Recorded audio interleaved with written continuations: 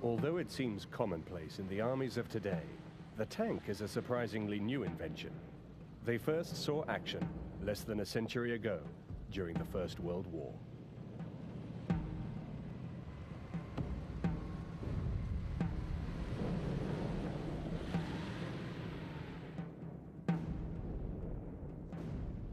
But it was in the maelstrom of World War II that this devastating invention was to find its destiny, as the biggest tank battles of history raged. Tanks came of age in the Second World War. They also developed quicker and changed more in a short 6-year period than at any time before or since.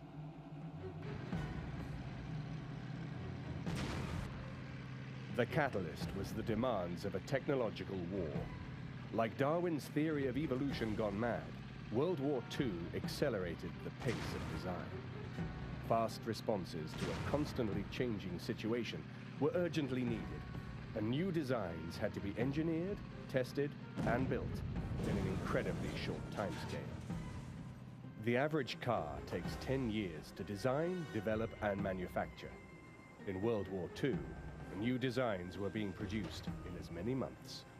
The great leap in tank design was even more astonishing, given the restrictions of the Treaty of Versailles, imposed on the defeated Germans by the Allies after World War I. It was designed to prevent Germany developing a tank capability.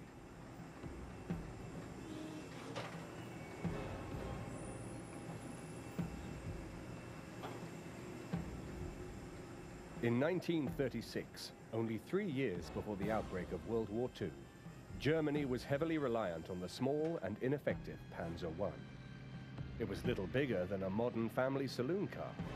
But in 1939, 1,200 were in front-line service, and they formed the bulk of Germany's tank forces. The Panzer I is really hardly worth considering as a fighting tank. It was designed originally for training. It just had a couple of machine guns in its turret. And apart from reconnaissance, you wouldn't dare send it out against other tanks. The majority of them were therefore converted to the sort of command tank role. And the purpose of a command tank is really just to provide transport for a battalion commander in the field. In other words, he can go out with his troops in their tanks, he can keep contact with them on the radio, but he's in a vehicle that will match theirs across country and gives him roughly the same sort of protection. The thing's fitted with a machine gun if he really gets into a sticky situation, but he's not meant to be fighting. He's meant to be keeping an eye on the situation and an ear and commanding his troops in action. In the space of 3 short years, German tank technology would progress from the lightweight and inefficient Panzer I to the mighty Panzer VI, the Tiger, the most complete fighting vehicle of the war. As an example of evolution, the transformation from the Panzer I to this made the animal kingdom look positively static.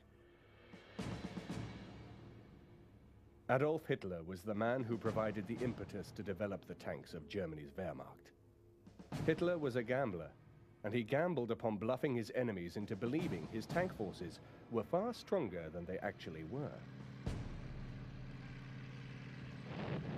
When Hitler precipitated the Second World War with his invasion of Poland in 1939, his tank forces were questionable at best, but the gamble succeeded by the application of a new tactical doctrine: Blitzkrieg, championed by General Heinz Guderian. Against Poland, the German command discovered a number of things which are very important. A, they didn't have the right kind of tanks. Mark Is and Mark IIs were undergunned, and the second thing they discovered was you can let the tanks run as fast as you like. I think 7th Panzer Division covered about 140 miles in a week, but it runs out of fuel. So what are you going to do about that? And also tanks need maintenance. The other thing they discovered was that their artillery, the artillery support was horse-drawn. Well, obviously the rate of advance between a horse and a tank is rather different. The other thing they discovered was that their motorized division was really much, much too cumbersome. So the Germans learned a great deal from Poland. And the final lesson they learned was this: do not use tanks in a city.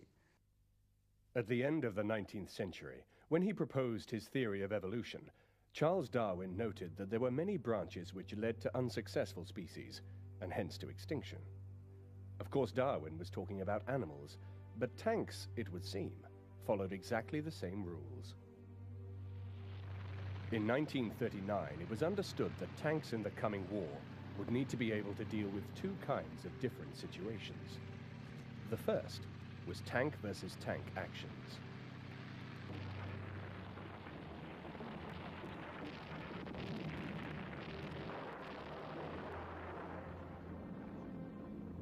Tanks are designed to survive explosions, even very close or directly upon the vehicle.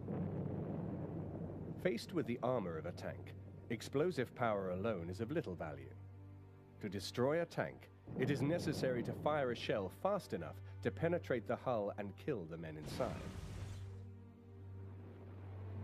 Provided the target was close enough, the armor of most tanks of 1939 and 1940 vintage could be penetrated by relatively small caliber anti-tank weapons, such as the 50mm gun which equipped these Panzer IIIs. But armor-piercing weapons were only useful in combat against other tanks. In action against infantry in buildings and artillery targets, tanks needed to fire a high-explosive round to kill the unprotected men and disable the guns. The velocity, the speed of the shell, was relatively unimportant, but the bigger the shell, the bigger the explosion. So large caliber guns were preferable. In this rare piece of footage, we can see how slowly high explosive shells actually traveled. In slow motion, we can clearly see the shell leaving this German self-propelled gun as it flies towards its target. The explosion is no less impressive for the slow speed of the projectile. To achieve this destructive power and a tank-killing capability, a balanced tank force needed a mix of both anti-tank and high-explosive capability. In the opposing armies of 1939, two different solutions were found.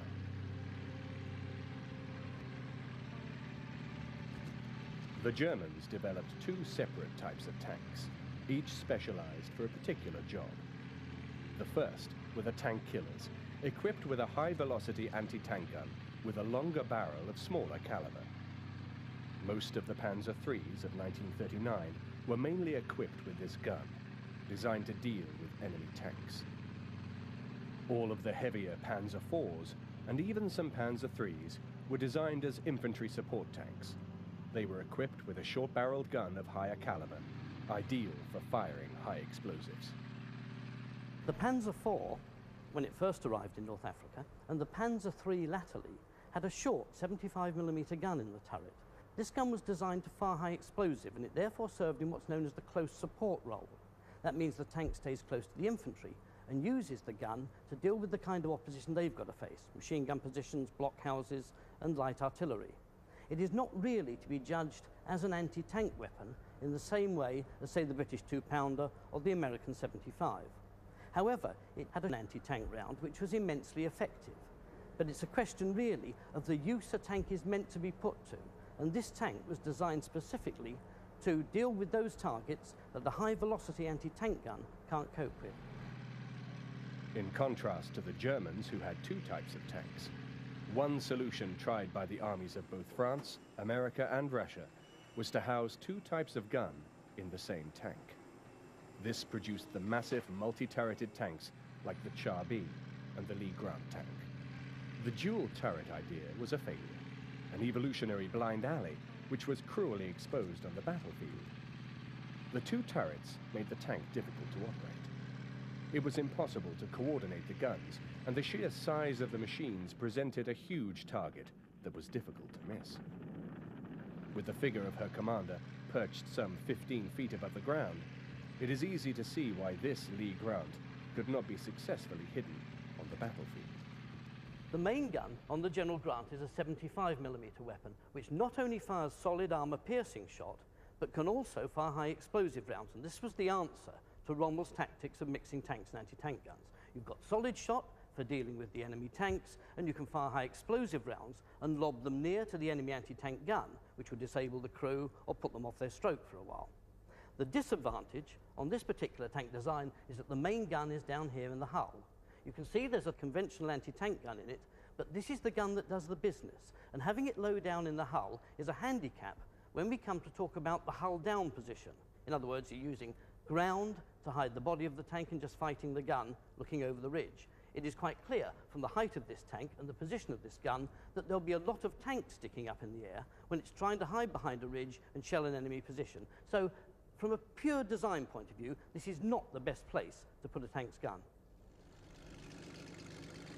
Compare the large and ungainly Grant with the sleek form of this late-war German tank killer, and the advantages soon become apparent. A low silhouette, which presented a squat target, was difficult to hit, and sloping armor deflected shots away from the vehicle. As the war progressed, the same course was ultimately adopted by all sides, which was to combine both an anti-tank capability and an infantry support role in one vehicle, by mounting the largest possible high-velocity gun. The larger caliber effectively gave it a good high-explosive firing capability, as well as a deadly killing power against other tanks.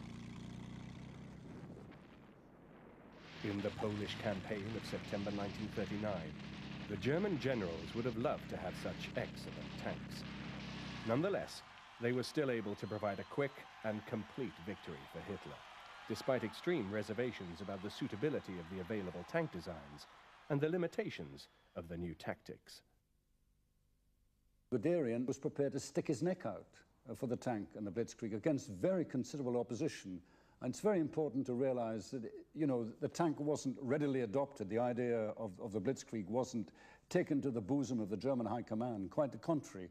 And therefore, Guderian really had to push it very hard indeed, and became, of course, in the course of the Second World War, if you like, the master of the German tank arm, and saw it through its early trials and into most of its major successes, and its decline as well. Despite the concerns of the generals, Hitler had triumphed in Poland. Now his gambling instincts ran unchecked. Hitler turned his attentions to the invasion of France, and his generals grew nervous.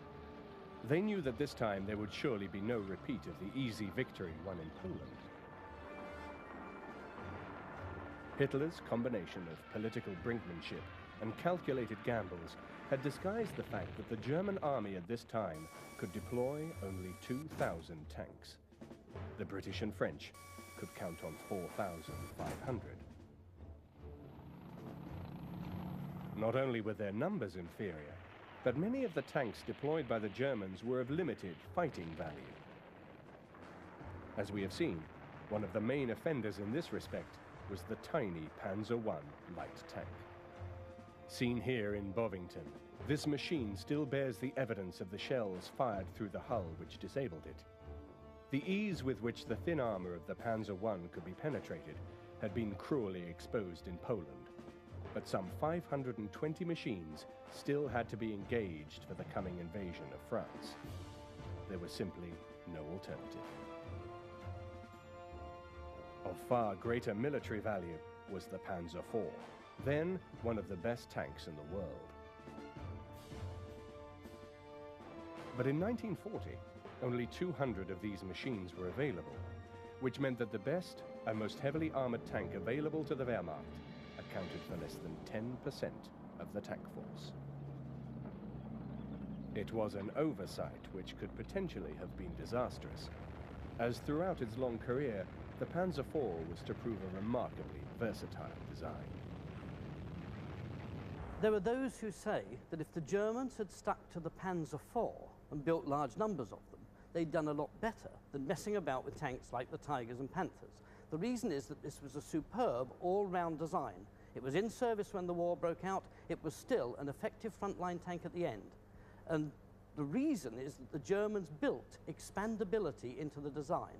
Its armor thickness increases 2 or 3 times over the wartime period, and that does not affect the tank's performance at all, although it's getting heavier.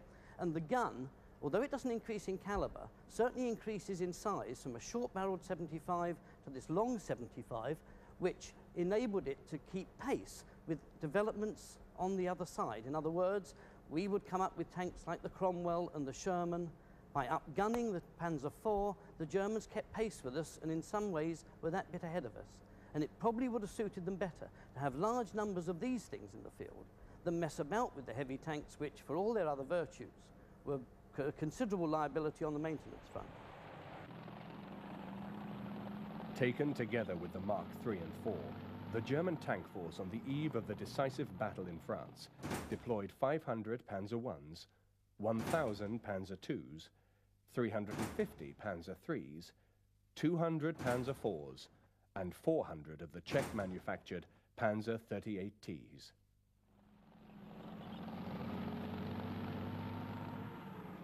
This very high proportion of light tanks would have proved hopelessly inadequate later in the war. But in 1940, evolutionary forces had not yet begun to work, and the light tanks were still capable of doing the job, but only just. But as the history books testify, Hitler was to triumph as completely in France as he had done in Poland. He did so for two reasons. Firstly, there were the poor French and British tank tactics.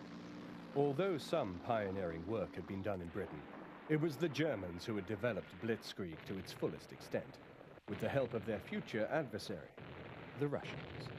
As the Germans began to be very well aware, it was the Red Army under Tukhachevsky, under Chalebsky and others who were developing the theory of what is called deep battle.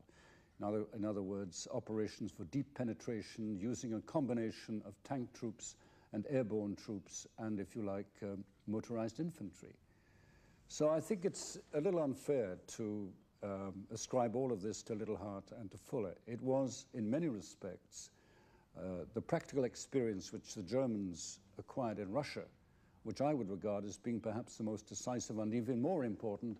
The Russians at the same time were working out very, very complex theoretical backgrounds to this. So there was a coincidence, if you like, of the German interest and commitment and Soviet practice. One other significant factor which led to the German victory in 1940 was that the superior French tanks were distributed in small contingents throughout the army. The German tanks, on the other hand, were concentrated together in the new panzer divisions, superbly led by able commanders. The combination of efficient battlefield tactics and inspired leadership made the difference for Hitler, but it served to disguise the many weaknesses which existed in the tank designs themselves. By the time these flaws were discovered, mercifully for the rest of humanity, it would be too late. The German army in 39-40 was not particularly more mechanized than, say, the French army, but they made great use of being able to concentrate their forces. Much of the logistics was horse-drawn. They could range far and wide, but whenever they had to move their bases forward, much of their supplies, including the fuel, had to come in by horse. The result is that the pace of their ability to move their operations eastward was much diminished. During 1941, the real weaknesses of the German tank designs were still not discovered. Several false conclusions were drawn from the conquest of the Balkans and Greece. These easy victories supported the continued German belief that their tanks were the best in the world. Although the design work that was to lead to the Tiger had begun, there was little real urgency. Up to the summer of 1941, Germany's main adversary had been Britain, and British tank design lagged behind Germany's. In the North African campaign, the poor performance of the British Crusader tanks only gave fresh support to the German view that the Panzer III and IVs were at least equal to anything the Allies could throw at them. The Crusader was particularly badly designed, and it was plagued by a host of mechanical failures. Eventually, the British Army lost faith in their own tanks altogether, and in 1943, when the victorious British and American forces embarked from Africa for the invasion of Italy, all of the British tanks were left behind. The Crusader is arguably one of the worst tanks Britain ever produced. It was a cruiser tank. That means it was designed to travel fast and relied on its speed far rather than its armour thickness for protection. The drawback was it was also chronically unreliable, and breakdowns became almost endemic. I am quite convinced that one of the reasons the British Army only took American tanks to Italy in 1943 was that the standard of reliability of the British machines they used in the desert, particularly as personified by the Crusader, had really actually put them off. And therefore tanks like the Grant that we've seen and the Sherman, which followed it, were reliable and therefore far more acceptable to British troops. Despite the limitations of machines like the Crusader, in North Africa the signs were there of the dangerous flaws in Germany's tank capability. In the relative backwater of the Desert War, even the unspectacular British Matilda tank was considered a success against the Italian forces and frequently held its own against the Germans. The gun on the Matilda, which is typical of most tanks of this period, is the 2-pounder, a 40mm weapon, but it only fired solid shot. In other words, it was only any use firing against enemy tanks. This was fine under those circumstances, but once the Germans came to the desert and started mixing tanks and anti-tank guns in the attack, you needed a dual-purpose gun, something that not only fired solid shot to take out enemy tanks, but could also fire high explosive shells. And that sort of advantage comes in at last when we get the American tanks over, notably the General Grant. Once again, superior German battlefield tactics were overcoming the limitations of her armored forces. But these successes also reinforced a leisurely attitude towards the development of new types. In 1941, the evolution of German tank design was proceeding much too slowly, and it was to have deadly consequences, from which Germany would never recover. The shock was to be delivered in Russia. When Hitler ordered the conquest of Russia in the summer of 1941, confidence among the Panzer Force was at an all-time high. The Desert War was progressing well, and the German tactics of mixing tank and anti-tank forces together concealed the deficiencies in tank design from the Germans themselves. Despite the understandable cockiness of the German High Command, a few lessons from earlier campaigns had been absorbed, and the makeup of the tank force which shook Stalin to the core had a much higher proportion of the heavier Mark III and IV tanks, instead of the lightweight Panzer I and IIs. This trend illustrated the steadily increasing reliance on heavier armor, which was to continue throughout the war. It was just as well, because the Wehrmacht was about to meet with a very nasty surprise. After a few weeks of the campaign, in which the German armor had faced only obsolete Russian tanks, such as the lumbering T-28 and the outdated BT-7, the German forces suddenly encountered two of the new Russian tanks, which were to change the course of the war. The first was the heavy KV-1, a 46-ton monster with superior heavy armor and a vicious 76mm gun capable of destroying any German tank from most ranges on the battlefield. In 1941, it was a deadly adversary. The Soviet KV-1 is a fine example of a tank made for specific conditions. Broad tracks for dealing with mud and snow, and a diesel engine for operating in the coldest possible weather. In 1941, when it first appeared, it was a superb design and absolutely dominated the battlefield. But by the time Kursk came, it was beginning to get outclassed. The Tigers and the Panthers, with their thicker armor and enormous guns, could take it out at ranges beyond which it simply couldn't fight back. The other unpleasant surprise for Germans was the arrival of the T-34, a medium tank far better armed and equipped than the German Mark IV. It was also better equipped to deal with the extreme Russian weather conditions. Its wide tracks made it equally at home in the dry, in mud, or in snow. In addition, the sloping armor presented an angled front to German fire, designed to cause shells to glance off the armor. The T-34 was to become the real nemesis of the German army. It was built for mass assembly, and the crude welding lines can be clearly seen. It was no beauty, but it was tough, and it possessed a superb inbuilt ability to be upgraded. Now, the T-34 was probably one of the finest tank designs of the Second World War. You have, for a start, one of the first tanks to be fitted with sloped armor, which, in defensive terms, is excellent. But the great thing about T-34 was the way it was capable of improvement, and I cannot illustrate it any better than by the guns here. When the T-34 first appeared in service, it was fitted with a 76mm gun and had a two-man crew in the turret. By 1944, they had not only upgunned it to take an 85mm weapon, they'd increased the turret size to enable it to take 3 men, and that makes it a far more efficient tank on the battlefield. Nobody else achieved that throughout the war, and that alone would single the T-34 out as one of the most outstanding tanks of all time. Although the Germans would devise better tanks, they could never hope to compete in terms of the sheer numbers of T-34s.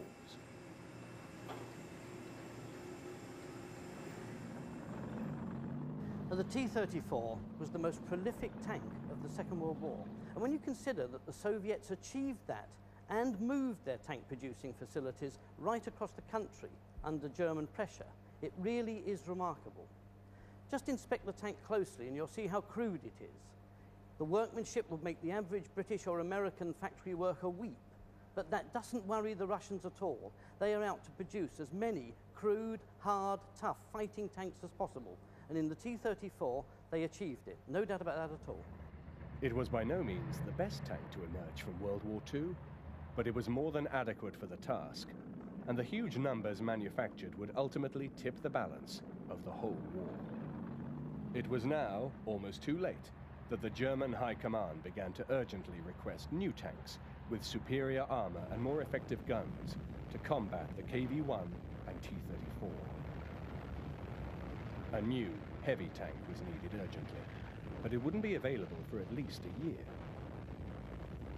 To compound matters, mistaken assessments based on experience in France had led to even the heaviest German tank, the Mark IV, being equipped with short-barreled 75mm guns. While Germany scrambled to produce their new heavy tanks, the Mark IVs were urgently re-equipped with long-barreled 75mm guns. Extra welded steel skirts were also added as a defense against the new Russian hollow charge weapons. Measures like these helped to keep up the momentum of the German advance in 1942, but the Panzer divisions were increasingly hard-pressed by the growing numbers of T-34s and KV-1s. What the Russians had tried to do was to bring in 2 new tanks, the T-34, which actually was the tank which had been tested in '39, and the rather heavier tank, the Klim-Voroshilov. But they'd only produced about 1,000 of each. So therefore, these T-34s were distributed in very small packets. And remember, the battlefront is about 2,000 miles long. So what do you do with 1,000 tanks? On the other hand, it did come as an enormous shock the first time that the Germans encountered the T-34, because the T-34's armor, mobility, speed, and gunpowder was something they simply hadn't suspected. And Guderian, as you will remember, actually, in November 1941, ran into a T-34 ambush and was completely destroyed, the German units. It was then, actually, that the Germans began to realize they were up against something which they had not realized. In the German ranks, it was felt that the deadly 88mm anti-tank gun was the ideal weapon for the task of destroying the hordes of T-34s. But the 88 was originally designed as an anti-aircraft gun. It was very large and not designed to be carried in the turret of a tank. What the Germans now needed was a tank big enough to house such a gun and well armored enough to withstand the punishment which it would receive on the battlefield.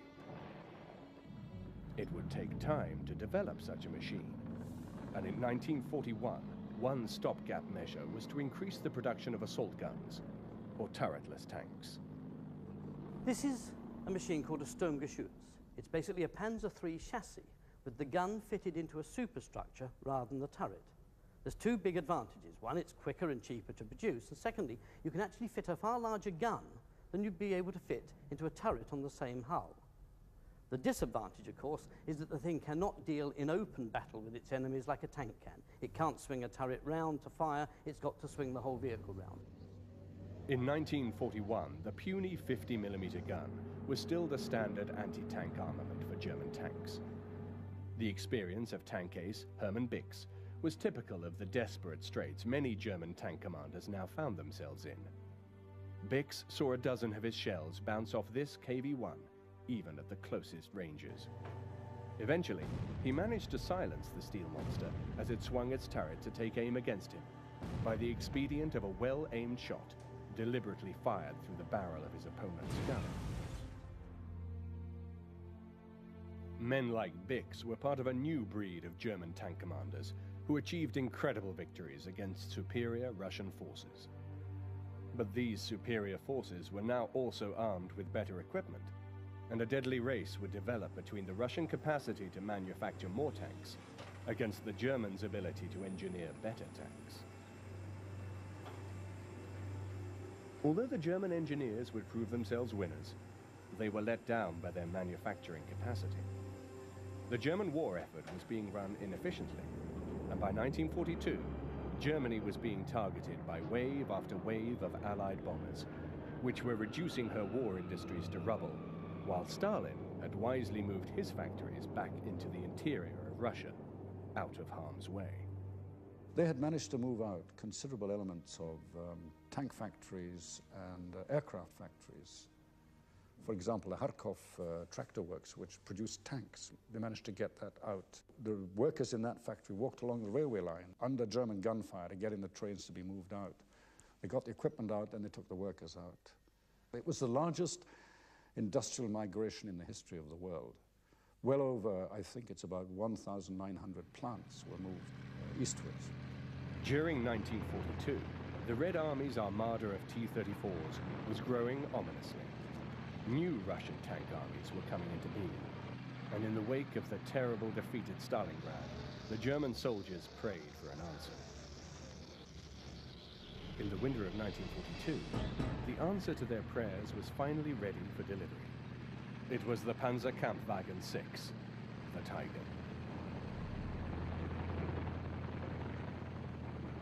Well, the Tiger I has got to be seen as a quantum leap in the progress of tank design. It appeared in 1942, and in one swoop, it doubled in armour thickness, doubled in weight, and doubled in gun power, the might of any tank on the battlefield. It was really a terrific leap forward in tank design.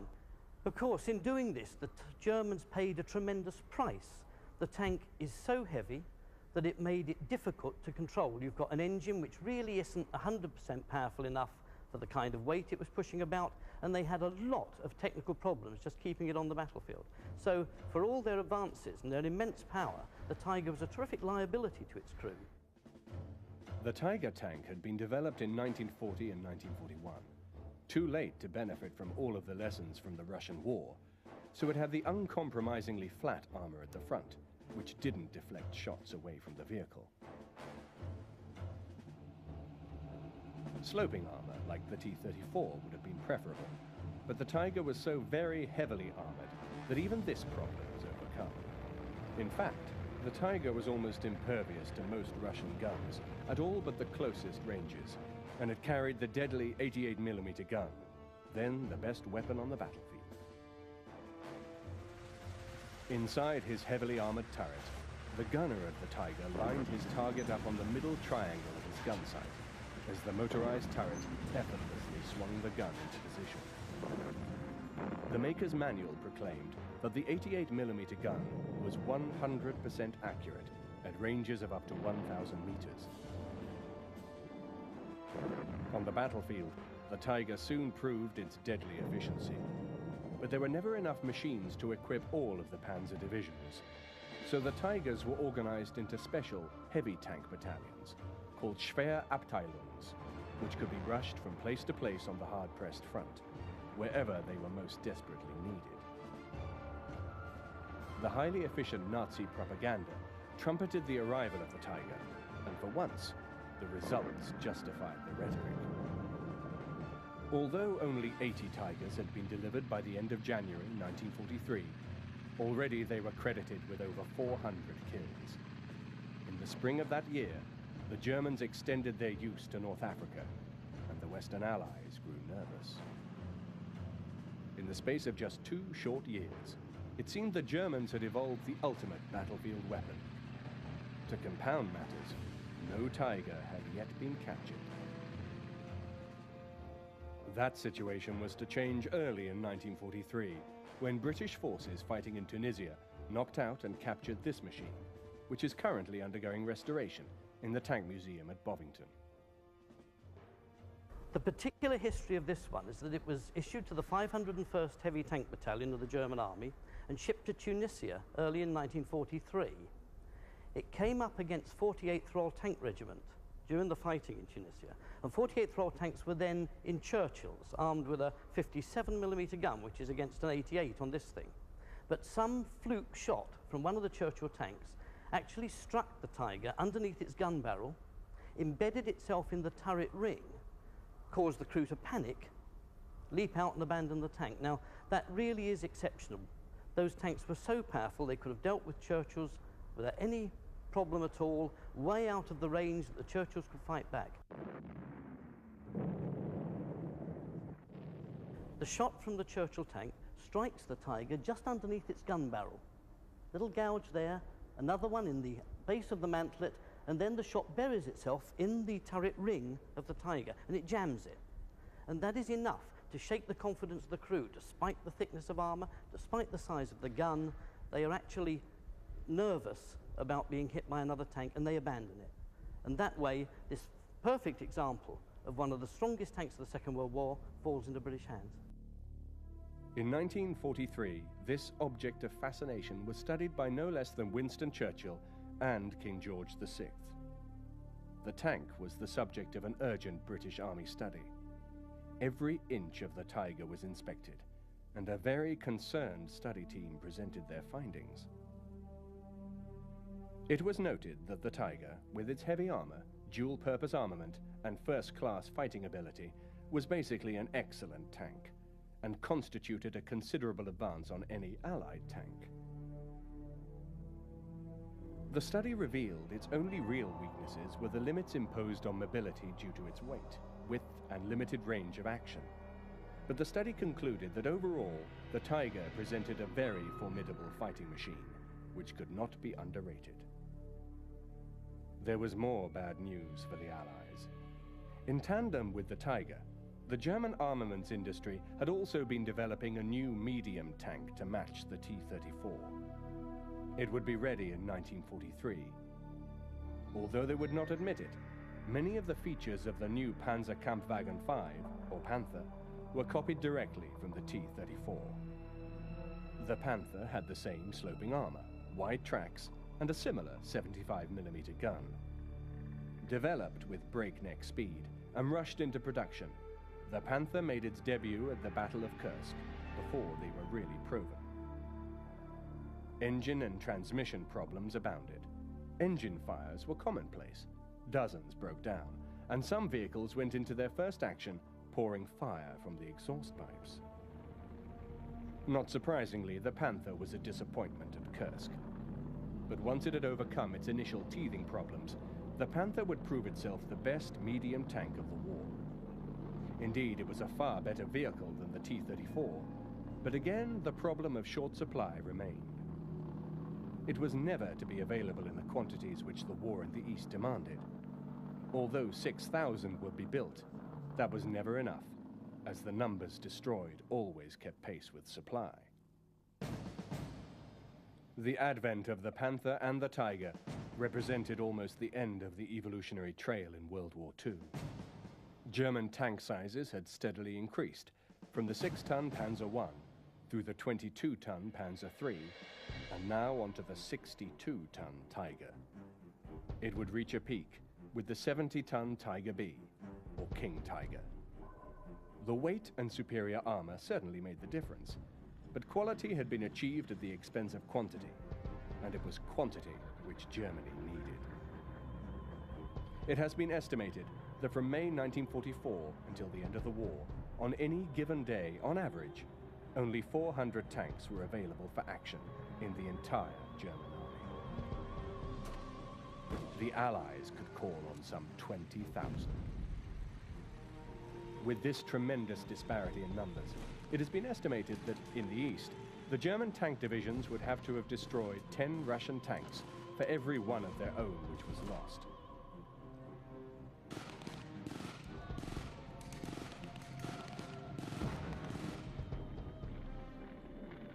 In fact, By the end of the war, it is estimated that 5 Russian tanks were destroyed for every German tank. But it was never enough to affect the huge numerical superiority enjoyed by the Allies. Even on the Western Front, 4 Allied tanks were being destroyed for every German machine lost. For the Western Allies, the solution was very much the same as the Russians.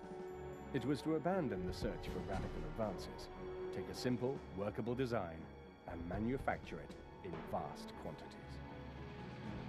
While the Russians had the T-34, the Allied option was the Sherman. This was the main battle tank of the Western Allies. It had numerous flaws, chief among them its very high profile, which made an easy target, but it was available in huge numbers. So many Shermans were manufactured that they were even shipped to the east to help the Russian war effort. The Russian response was politely muted, as the Sherman never matched the standards of the T-34.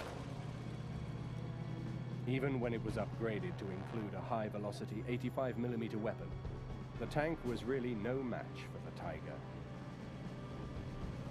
As further proof of the Sherman's weakness, it is interesting to note that only a small proportion of German tanks were actually destroyed by the Sherman. The vast majority either fell victim to Allied fighter bombers or had to be abandoned and destroyed by their crews when they experienced mechanical difficulties or, more frequently, ran out of fuel.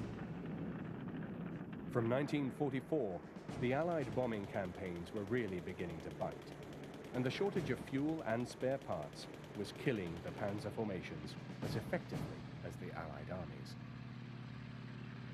One thing the panzer divisions did have on their side was experience, and before they were swept away, the small groups of Tigers performed heroically.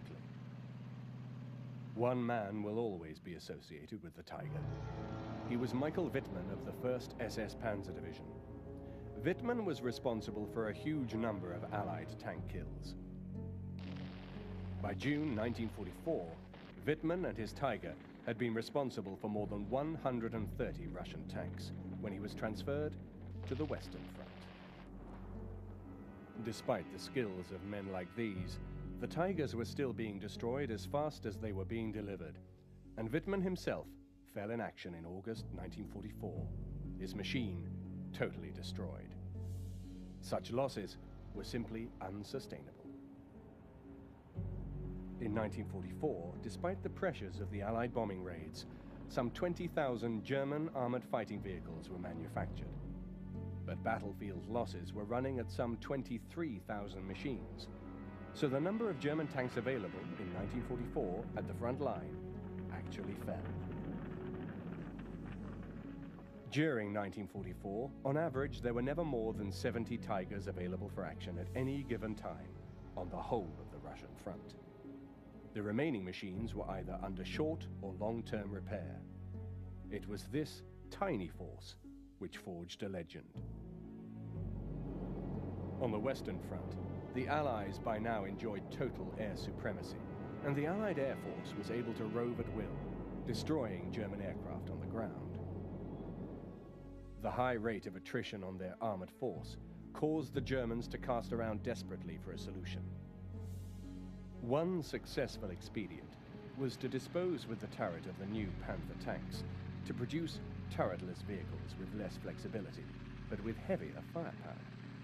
They were also easier and quicker to manufacture. 3 could be made for every 2 tanks. These tank killers were known by the German name, Jagdpanther. By this stage of the war, German armor was fighting almost exclusively defensive battles, for which the Jagdpanthers were perfectly suited. They could lie in wait, firing from fixed positions. The Jagdpanther shown here is from the Imperial War Museum. It has had the side removed to permit the public to view the inside, but the sense of military efficiency still remains. It too bears the scars of the armor-piercing shells which disabled it in 1945.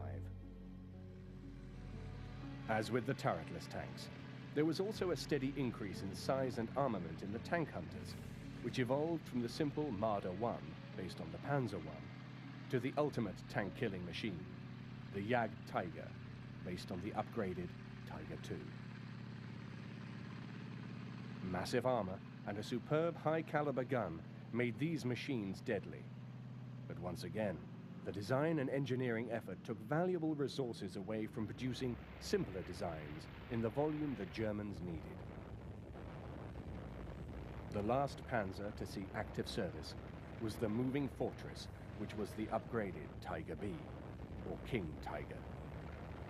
It carried the huge 88mm high-velocity gun.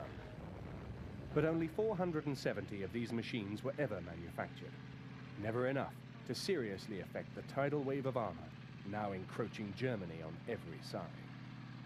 But the Tiger and Tiger B still made a large impact in the closing months of the war. Now, the Tiger II is a remarkable tank by any standards. A bigger and more powerful gun than the Tiger I, and the armor is thicker and sloped, giving it a tremendous advantage. And when you think this tank came into service in 1944, it really looks almost good enough to use today. It's a considerable tribute to the German designers. The trouble is, it's getting near the limit of weight that the engine and transmission can stand, and of course, producing a tank like this under wartime conditions is a tremendous strain, especially when the industry is being heavily bombed. Therefore, although you could say that in terms of gun power and armor, it way outclasses tanks such as the T-34, it was never available in enough numbers, and it certainly wasn't easy to ship around the country in a hurry to get to trouble spots, and in that sense has to be regarded as a failure in terms of tank design. The Tiger B was the largest practical tank to see action in the Panzer divisions.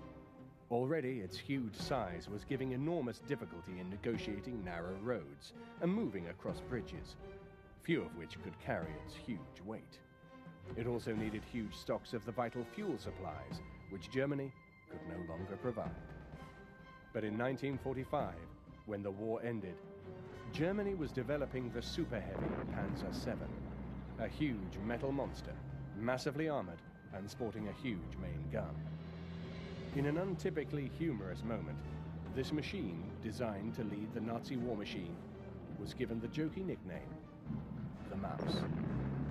The Mouse was never to see action, and only 4 prototypes were built.